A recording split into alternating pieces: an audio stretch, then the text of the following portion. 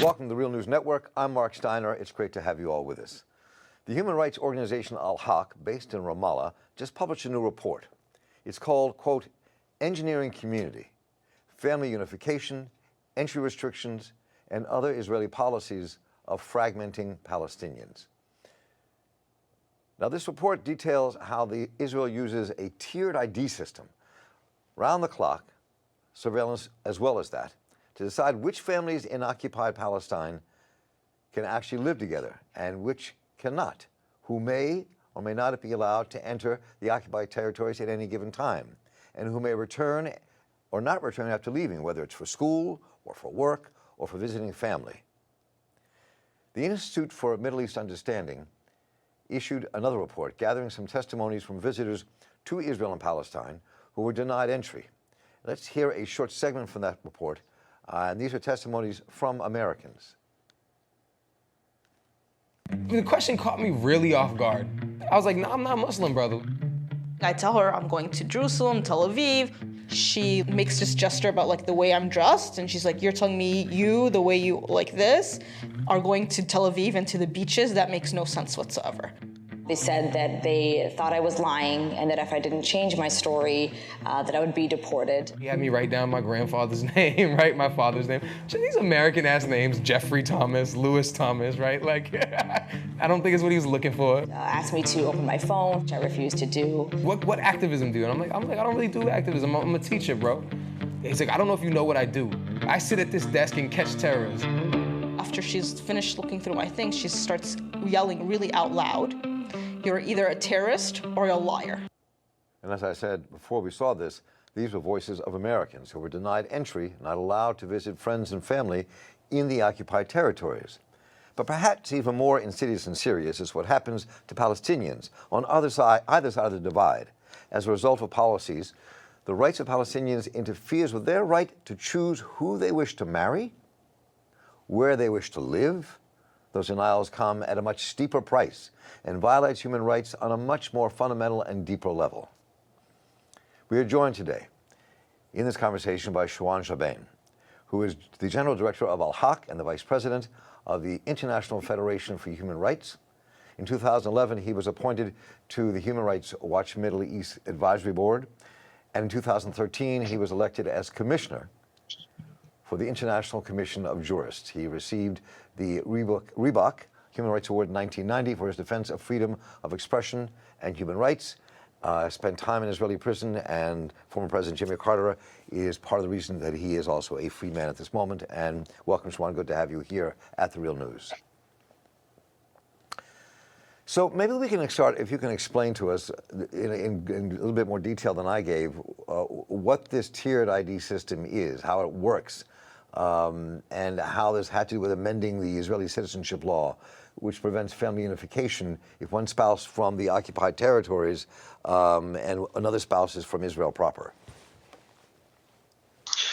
I think this is part of a long-term policy because the Israelis, they are targeting also the Palestinian existence and the presence in the occupied territory, and their policy is to minimize the Palestinian presence also in the West Bank and Gaza as, the occupied territories.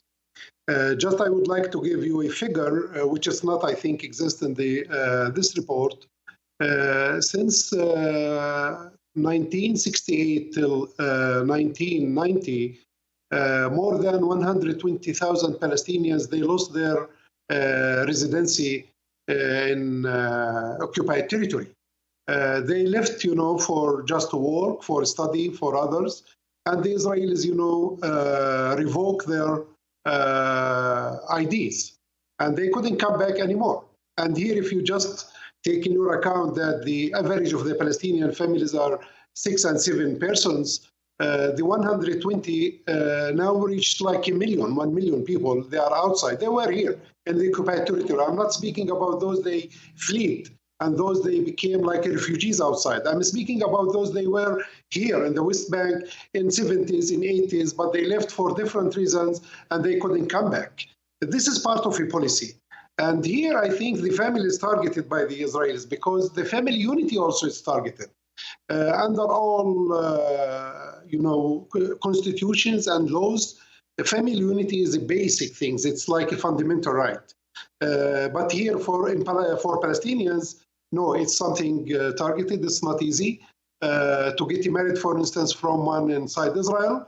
You can't live together, for instance, in one place that you wish to live in Ramallah or in Jerusalem or in Tel Aviv or elsewhere. It's impossible for you. Because of that, many cases, they were divided because of that. These days, you are speaking about thousands of families divided, part of them in Gaza and the rest of the others in West Bank. And they couldn't see each other, and if they want to apply for even a permit, the Israelis said that it doesn't come under the criteria of humanitarian criteria. This is what they call it.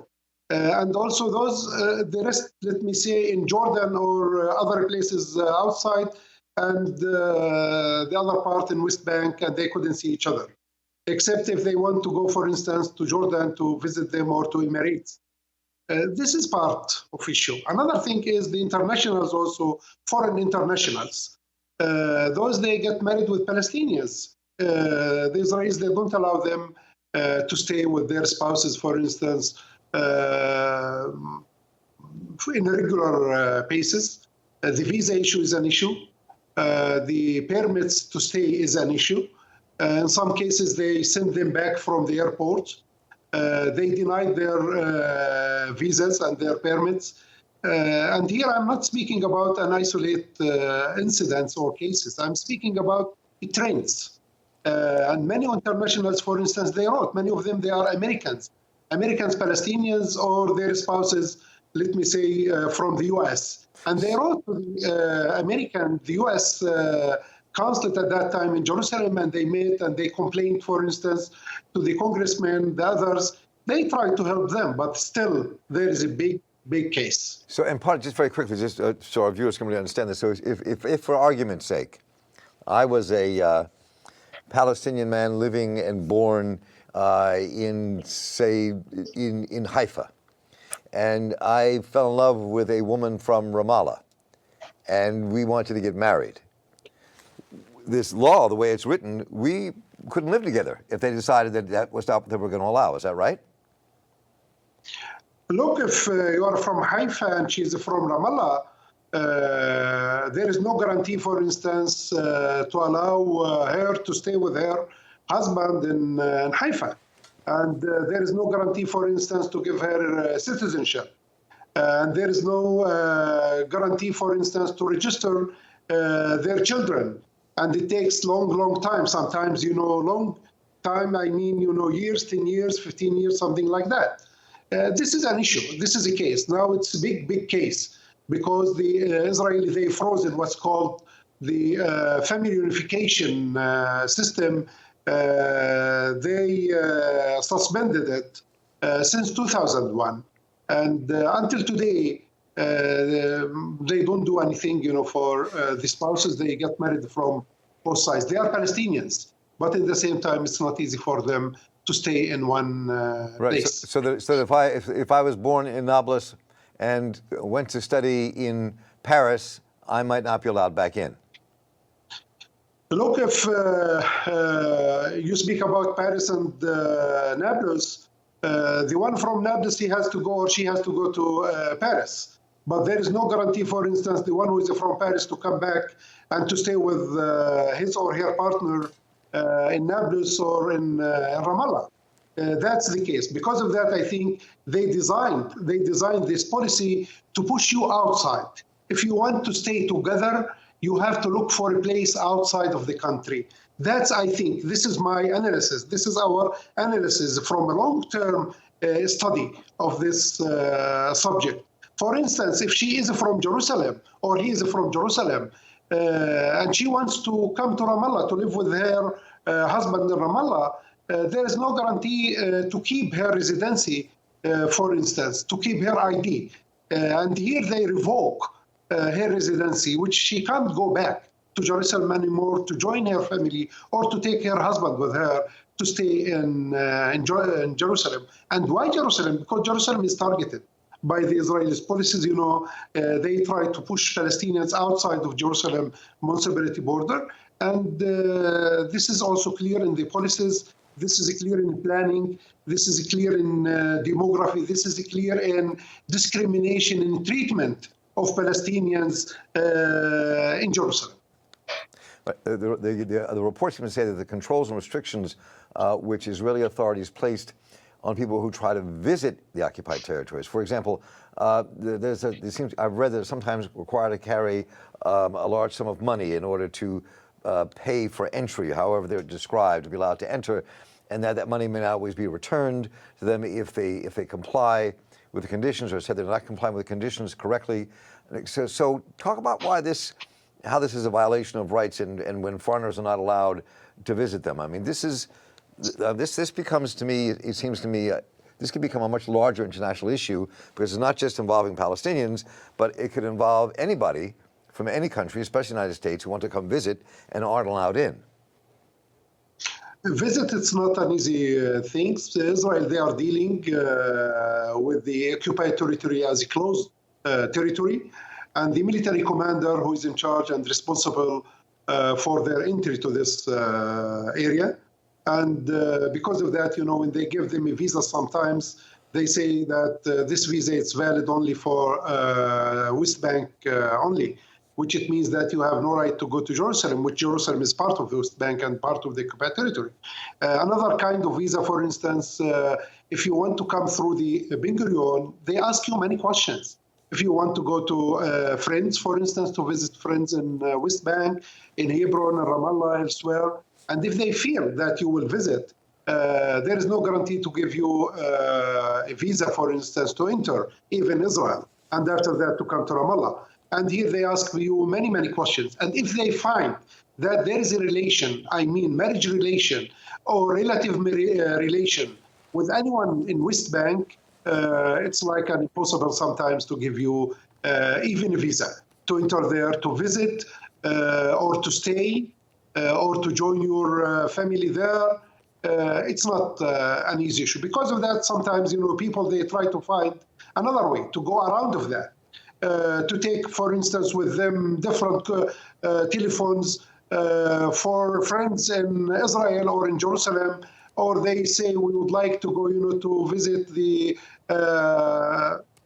some places there as a tourists. In this country, we love it, we like it, we like Israel, we love Israel. I know, friends, they did that just to allow them to get in, even to come to visit their families. So that's an issue. And if they find your name is an Islamic name or, let me say, Arabic name or any relation in that, this is also another story. Even your face, sometimes, if it shows them that you looks like Arab or something like that, maybe you face also some problems. Even many internationals, they face a problem because of their color or of their faces like the Arab. And maybe you heard also about the Jewish guy. He looks like Palestinians, and they stopped him, which they discovered later on that he's a Jew originally from Morocco.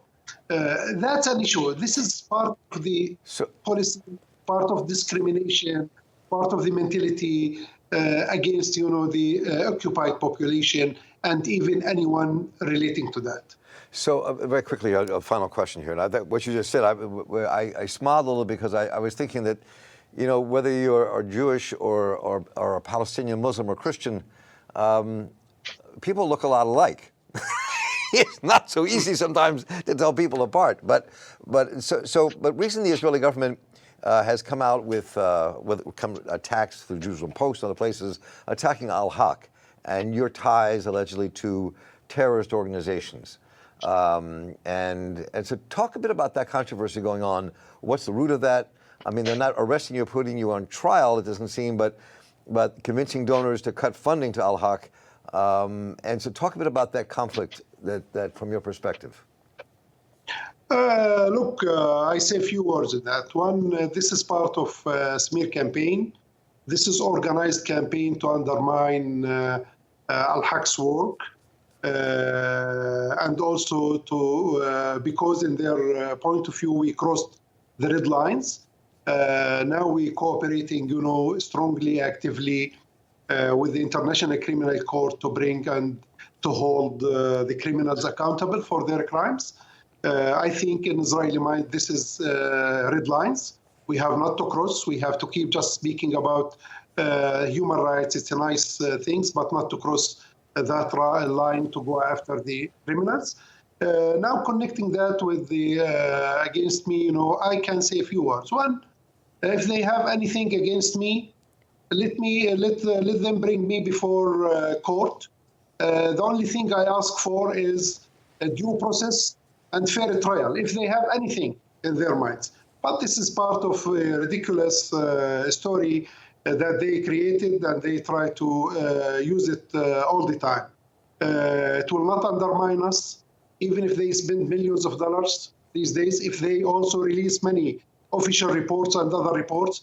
And in my point of view, what they are doing now is like a character assassination. They are pushing with things in the internet all the time because they can't challenge our information. They can't challenge our professionality, for instance. At the same time, they want to silence us. To silence us for what? Because we are calling and asking for accountability. We are asking for justice for Palestinians. We are asking for equality.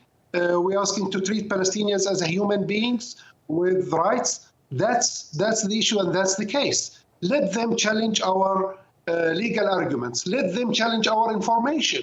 They haven't challenged our information since the beginning of the establishment of Al-Haq in 1979 until today. No one time challenge our information. Because of that, I think they have a fear that this is a credible organization. Everyone listen to this organization. We have good connections everywhere over the world. And everyone listen to us. Our reports received very well by the international institutions, by judiciary bodies. I think that's what makes them furious from our work and also other organizations' work. And lately, also they are against even any activists. These days, the word anti-Semitism, anyone who criticizes Israel is anti-Semitic and anti-Semitism things. I think this will undermine the anti-Semitism in the eyes sometimes. Mixing that. Anti-Semitism is an issue. We have not to mix it with the freedom of expression. We have not to mix it with the criticism of a state. Anyone can criticize the state for its wrongful. That's the case. These days, even they name Jewish Voice for Peace in the U.S. as anti-Semitism. What's this ridiculous things? I think it's a time to distinguish between the smear and to distinguish between the freedom of expression. Shawan Jabarin, thank you so much for joining us here on Real News today. I appreciate you taking the time. I look forward to other conversations with you. Thank you. Thank you. Thank you. And I'm Mark Steiner here for the Real News Network. Thank you for joining us. Take care.